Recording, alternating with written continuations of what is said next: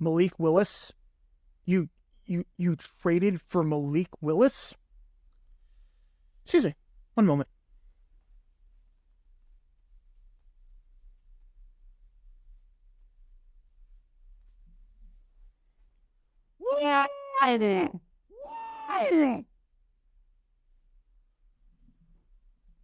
Malik Willis shows a lot of potential.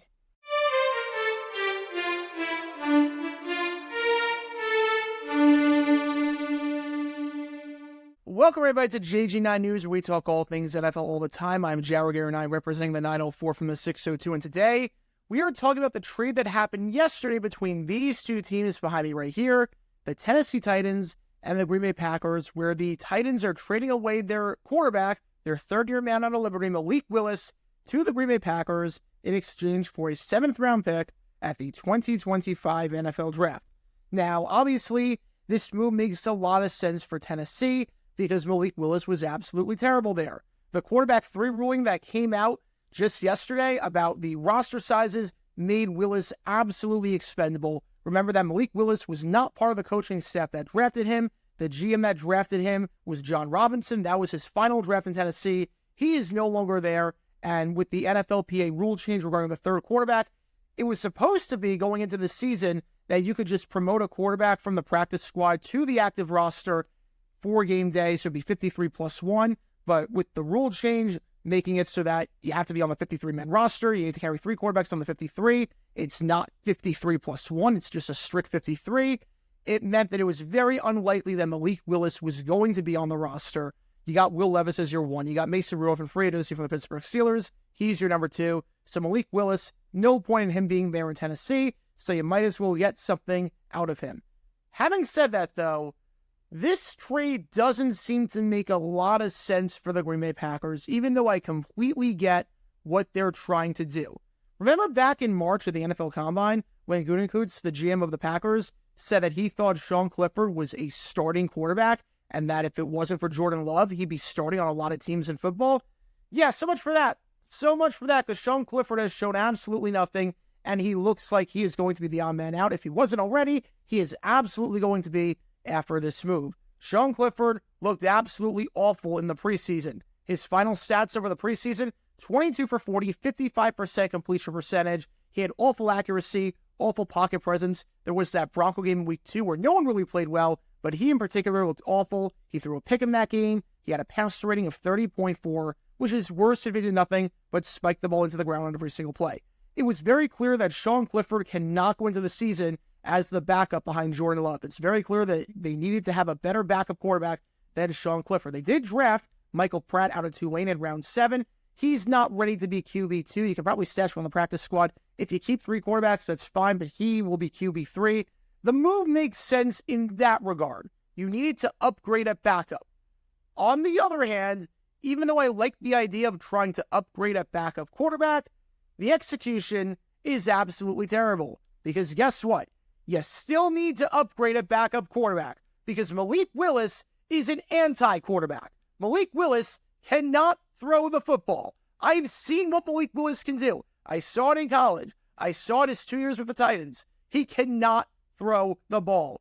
His completion percentage is just 53% over the last 2 seasons. He has made 3 career starts, and you get an upgraded backup quarterback so that if Jordan Love goes down, you can have a guy come in and be the starter. Well, here's what Malik Willis did in those 3 starts.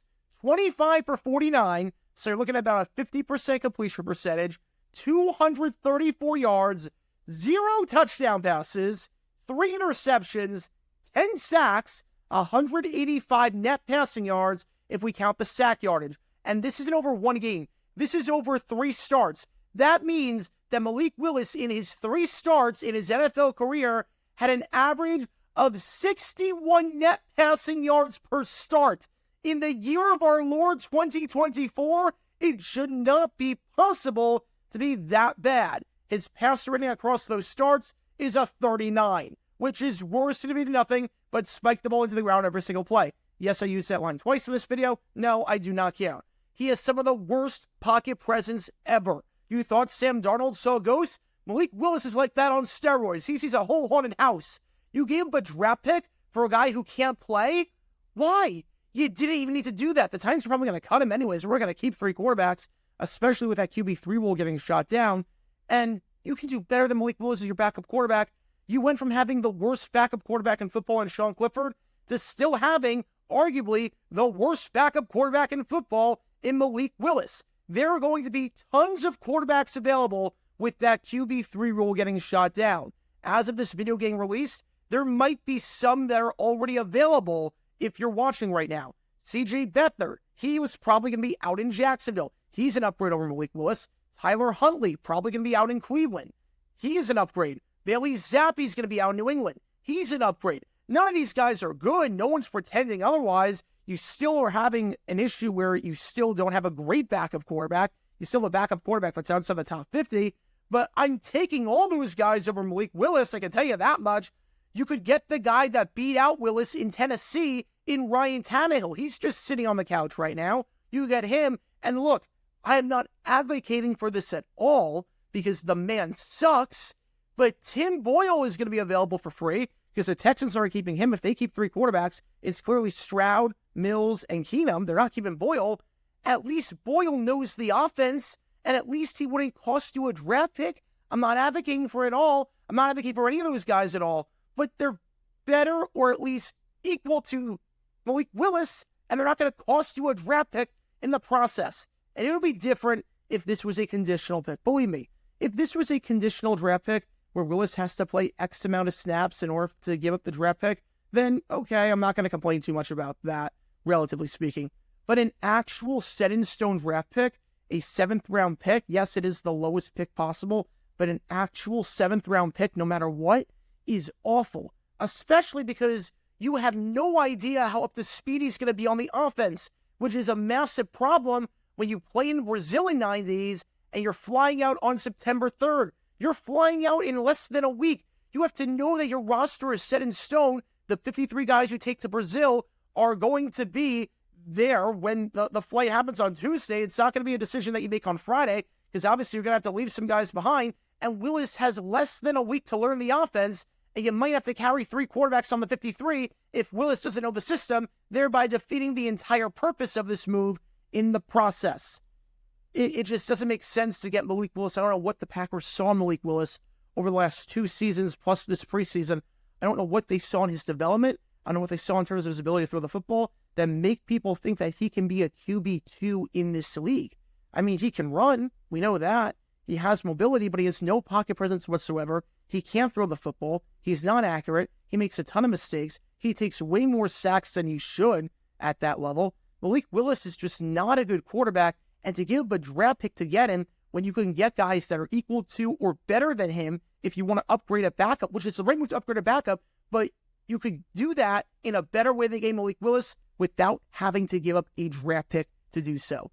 I'm not sure I get this move for Green Bay. I don't understand it one bit. I completely get it for Tennessee. He was completely expendable, and he had no purpose in this regime that did not take him. But for Green Bay, you still probably need to upgrade at quarterback. If Jordan Love goes down, when you had Sean Clifford back there, you were pretty screwed. And if Sean Clifford is out of the picture, and Malik Willis is QB2, and Jordan Love goes down, you're still pretty screwed. Nothing really changes there, unfortunately, for Green Bay. So yeah, just a bizarre sequence of events for the Green Bay Packers as they try to upgrade QB2, but don't really do that good of a job at doing so. But what are your thoughts on this move? What are your thoughts on the Green Bay Packers getting Malik Willis? Do you like the move? Do you not like the move? Do you think Malik Willis has potential? Do you think he can be a good backup quarterback in this league? What are your thoughts on the trade for the Titans? Do you think that they got enough for Malik Willis? Do you think it should have kept him on the roster? Do you think they didn't get enough? Let me know everything down below. And that's going to do it for this episode of JJ9 News. Be sure you like and subscribe. Helps the channel out a lot. And be sure to check my main channel, Jaguar9, where we talk all things NFL history all the time. Until next time, this is Jaguar9 signing off. And as always, go Jags.